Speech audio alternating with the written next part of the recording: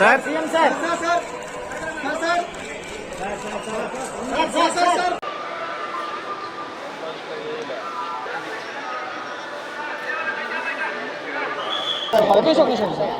ఆయన ముందుకు వెళ్ళము సార్ ఆయన ముందుకు వెళ్ళము.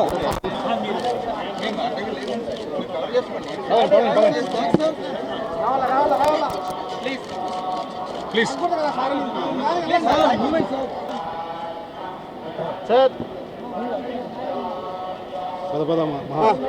పదండి తొయ్యద్దురా అన్న తొయ్యద్దు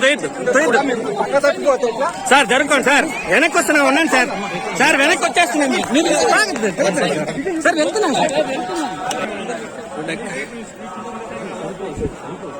స్వామివారి భక్తులందరికీ శుభాకాంక్షలు.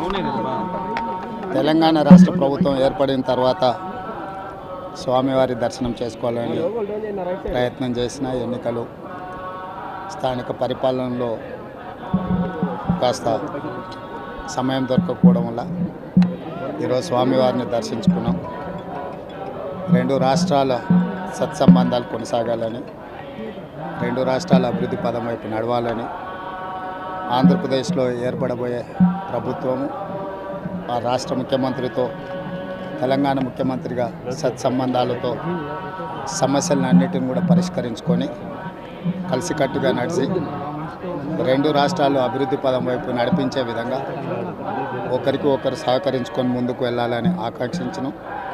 అదేవిధంగా తెలంగాణ రాష్ట్ర ప్రభుత్వం తరఫున కొండ మీద ఒక సత్రం నిర్మాణము, కళ్యాణ మండపం నిర్మించి తెలంగాణ నుంచి వచ్చే భక్తులకే కాకుండా దేశం నలుమూలల నుంచి స్వామివారిని సందర్శించుకునే భక్తులందరికీ కూడా సౌకర్యాలు కల్పించడంలో తెలంగాణ రాష్ట్ర ప్రభుత్వం కూడా భాగస్వామ్యం తీసుకోవాలనుకుంటుంది. ఈ ఫలితాల ప్రక్రియ ముగిసిన తర్వాత తప్పకుండా తెలంగాణ రాష్ట్ర ప్రభుత్వం తరఫున సత్ర నిర్మాణానికి అవకాశం ఉంటే కళ్యాణ మండపం నిర్మించి స్వామివారి సేవ కొనసాగించాలని రాష్ట్ర ప్రభుత్వం భావిస్తుంది. తప్పకుండా తొందరలోనే ఆంధ్రప్రదేశ్ ముఖ్యమంత్రిని కలిసి విజ్ఞప్తి చేసి ఇక్కడ స్వామివారి సేవలో తెలంగాణ రాష్ట్ర ప్రభుత్వం కూడా భాగస్వామ్యం తీసుకోవాలని కోరుకుంటున్నాం. కొండ మీద రాజకీయాలు మాట్లాడకూడదు. తప్పకుండా మంచి వాతావరణం ఉంది, వాతావరణం కూడా అనుకూలించింది. గత సంవత్సరం కరువు వచ్చిన, తాగునీటి సమస్య ఉన్న సమస్యలను అధిగమించి మంచి ఋతుపవనాలు, మంచి కాలం అవుతున్నది. వానలు పడాలి, పంటలు పండాలి, రెండు రాష్ట్రాలు సుభిక్షంగా ఉండాలనే మా ఆలోచన.